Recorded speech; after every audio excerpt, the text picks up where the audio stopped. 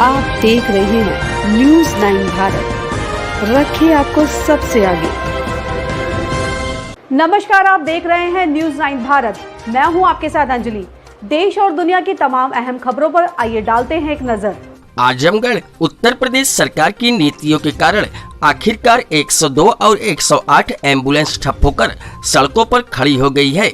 जी हां, आपको बता दें कि इन दिनों उत्तर प्रदेश सरकार ने लगातार निजी कंपनियों को टेंडर देना बड़ी बहादुरी का काम मान रही है। इसी टेंडर प्रतिक्रिया को लेकर एम्बुलेंस संचालित कर रही पुरानी कंपनियों का टेंडर रद्द कर दिया गया और नई कंपनी को उत्तर प्रदेश की भाजपा सरकार ने टेंडर दे दिया। लेकिन यूपी की महान सरकार ने एक बार भी यह नहीं सोचा कि अचानक टेंडर रद्द करने से आम जनमानस समेत एम्बुलेंस संचालित कर रहे कर्मचारियों के ऊपर कितनी परेशानियां आ जाएगी। ऐसा करने से पहले तो उत्तर प्रदेश की जनता को काफी परेशानियों का सामना करना पड़ रहा है। साथ ही साथ सबसे बड़ी बात रही कि 3 वर्ष सेवा देने के बाद भी टेंडर मिले नई कंपनी द्वारा पुराने कर्मचारियों से 20,000 रुपए की डीडी मांगी जा रही है और वेतन भी पहले से कम दिया जा रहा है। लेकिन शायद उत्तर प्रदेश सरकार ये भूल गई कि इन कोरोना काल में एम्बुलेंस कर्मचारियों ने कोरोना महामारी के समय अपनी जान को हथेली पर रखकर लोगों की जान बचाने का काम किया और लगातार अपनी सेवा देते रहे। कई कर्मचारियों ने संक्रमण से अपनी जान भी गंवा दी, लेकिन सरकार संवेदनहीन तरीके से टेंडर पास करने में लगी है। आखिर क्या मजबूरी थी कि सरकार को फिर से एक दूसरी कंपनी को टेंडर देना पड़ा? सबसे बड़ा सवाल यह है कि एम्बुलेंस एक जीवनदायिनी सेवा है जो लोगों के बीच से सीधी जुड़ी हुई है। किसी भी इमरजेंसी के समय एम्बुलेंस गरीब तबके के लोगों की सहायता करती है और उन्हें अस्पताल तक पहुंचाकर उनका जीवन बचाती है। लेकिन इन कर्मचारियों के साथ ऐसा व्यवहार करके सरकार की अच्छी नीति को नहीं दर्शाती और अब एम्बुलेंस कर्मी हड़ताल पर हैं और एम्बुलेंस को सड़क पर खड़ा कर दिया और शांतिपूर्ण ढंग से एम्बुलेंस कर्मचारी धरना प्रदर्शन कर रहे हैं। यह धरना पूरे प्रदेश में चल रहा है, लेकिन सरकार की तरफ से अभी तक किसी भी तरह की पहल नहीं की गई, न ही इन कर्मचारियों से कोई बात की गई है, जिससे सरकार की मंशा साफ नजर आ रही है कि सरकार इन मुद्दों पर जनता से कोई भी संवेदना नहीं रखती है। कोरोना वायरस का सर्टिफिकेट तो सरकार ने इन एम्बुलेंस कर्मियों को दिया, लेकिन इन एम्बुलेंस कर्मियों को निकालकर नई कंपनी को टेंडर दे सरकार ने अपनी मंशा को जाहिर कर दिया है कि सरकार किसी भी व्यक्ति या कर्मचारी के साथ कोई संवेदना नहीं रखती। सरकार को केवल निजी कंपनियों को फायदा दिलाने से मतलब है। अब सुनिए कि किस तरह से कर्मचारियों को परेशान किया जा रहा है और तंग आकर कर्मचारी किस तरह का आंदोलन कर रहे हैं। और जनता इससे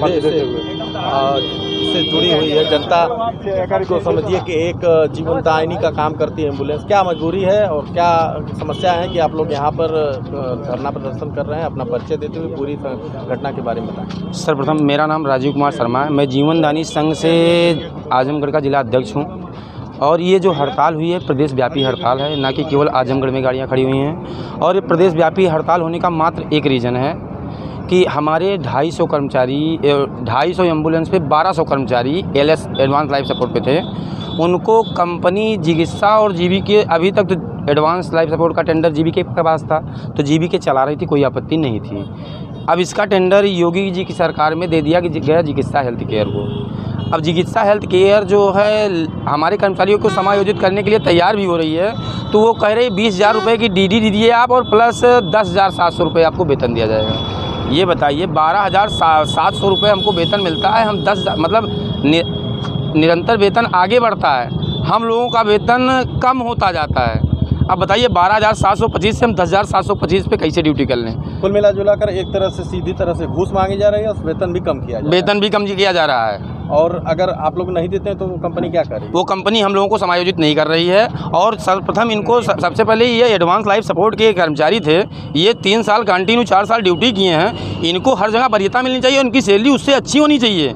ये कोरोना जैसी महामारी में दिन रात लग के हमारे बहुत से भाई कोरोना पॉजिटिव हुए, बहुत से भाई शहीद भी हुए और आज तक उन शहीद भाइयों को 50 लाख का बीमा राशि योगी जी और मोदी जी लागू किए थे। कब मेरे एक भी भाई को 50 लाख का लाभ नहीं मिला है। क्या लगता है सरकार केवल कर्मचारी विरोधी काम करते लगातार? वर्तमान में हमारे एम्बुलेंस कर्मचारियों का इतना शोषण हो रहा है जिसकी कोई सीमा नहीं है।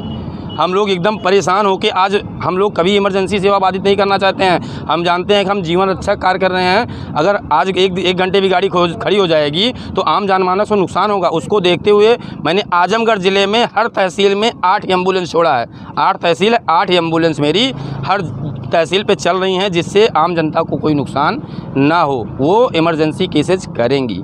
जरूरी सेवा उसके बाद भी अभी सरकार कई घंटे बीत गए, अभी तक सरकार द्वारा मध्य रात्रि 12 बजे से हम लोग बैठे हैं। अभी तक यहाँ से लेके ऊपर लखनऊ में मेरी प्रदेश कमेटी बैठी है और प्रदेश व्यापी है। जो भी समझौता होगा वहीं से होगा। वो हमको बोल देंगे गाड़ी चालू करो, मैं तुरंत चालू कर दूंगा। अभी तक कोई समझौता कोई गया ही नहीं भैया, कोई गया ही नहीं, वहाँ कोई पहुँचा ही नहीं।